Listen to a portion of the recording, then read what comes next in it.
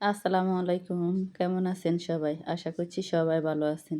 দেখে অবশ্যই বুঝে গেছেন আপনাদের সাথে আজকে কি রেসিপি নিয়ে হাজির হলাম। তো তালের সিজনে তালের পিঠা যদি না খাওয়া হয় কেমন লাগে বলেন? তো চলেন আপনাদের সাথে শেয়ার করি। এই তো তালটা আমি ভালো করে ধুয়ে পরিষ্কার করে নিছি। তারপর বসে গেছি চিলের জন্য। তো তালের চামড়াটা ছাড়াই তারপরে এটারে হচ্ছে আমি ঝাঁঝে ছেলে নিব। ভালো করে ছেলে রসটা বের করে নিব, পানি দিয়ে নিব না। আমাদের মা, দাদি, আমার শাশুড়িরা সবসময় দেখি পানি দিয়ে তাল নেয়। এখন ডিজিটাল যুগ, অনেক কিছু চেঞ্জ হইছে। তো টিভির স্ক্রিনে হোক, মোবাইলে হোক আমরা অনেক কিছুই দেখি, অনেক কিছুই শিখি। শিখার আমাদের অনেক কিছু আছে। অনলাইন জগতে এসে আপনি অনেক কিছু শিখতে পারবেন, যেটা হয়তো আপনি ফ্যামিলি থেকে পারবেন না। অনেক কাজকর্ম আমরা অনলাইন থেকে শিখি। তো যাই হোক তালটা আমি এই তো ঝাঁঝে দিয়ে ভালো করে ডলে তারপরে একদম আস্ত তালের যে রসটা ওইটা বের করে নিছি। এখানে এক ফোঁটা আমি পানিও দিই নাই।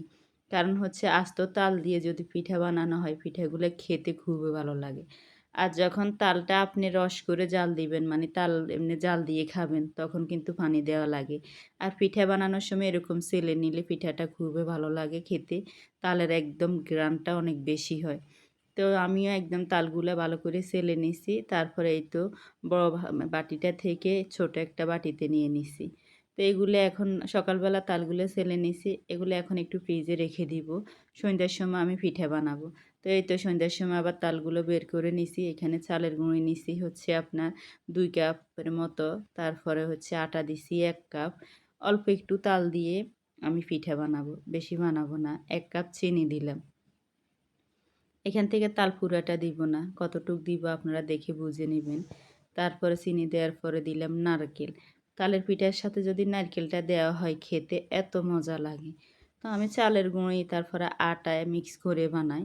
তারপরে হচ্ছে আপনার স্বাদ মতো লবণ দিয়ে দিচ্ছি। এখন দিয়ে দিব হচ্ছে তাল। এই তো দেখছেন তালটা কত ঘন। এরকম করে যদি তাল জাঁজের মধ্যে রেখে চিবে নেন তাহলে অনেক ভালো হয়। তালের পিঠাও খেতে ভালো লাগে। আমি আগে যে সময় পানি দিয়ে তাল চিবে নিত ওই সময় ওরকম করে বানাতাম, খেতাম। কিন্তু পরে আমার ননাসের থেকে দেখলাম বা অনেক সময় মোবাইলেও দেখি এরকম করে নে, তো আমি এরকম নিলাম। দেখলাম যে চিবিয়ে নেওয়ার চাইতে এরকমই সুবিধে। তালটা আপনি যখন চিপতে যাবেন তখন তখন হাত বন্ধই আসে।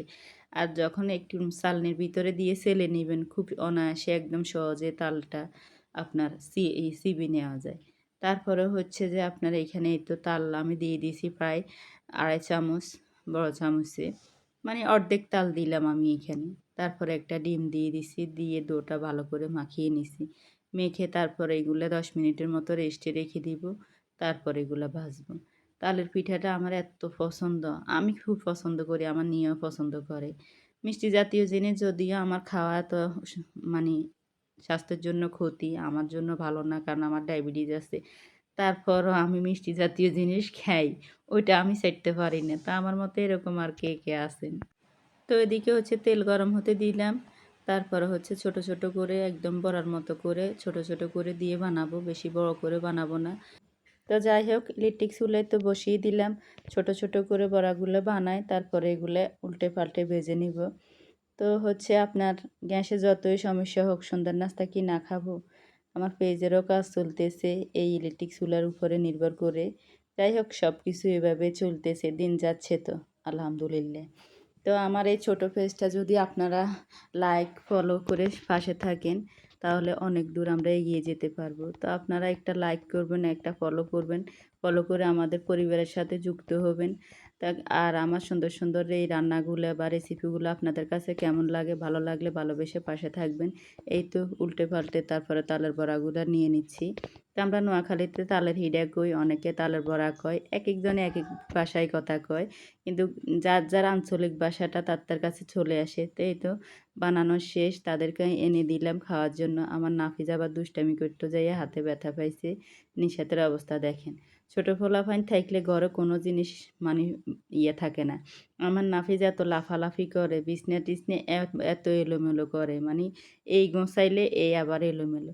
তো যাই হোক এটাও একটা আনন্দ। তারা এখন ছোট আছে এগুলা করবে। বড় হলে এগুলা আর করবে না। তো ওই জিনিসগুলো তখন মিস করব। তো সবাই আমাদের জন্য দোয়া করবেন। ভালো থাকবেন। আল্লাহ হাফেজ।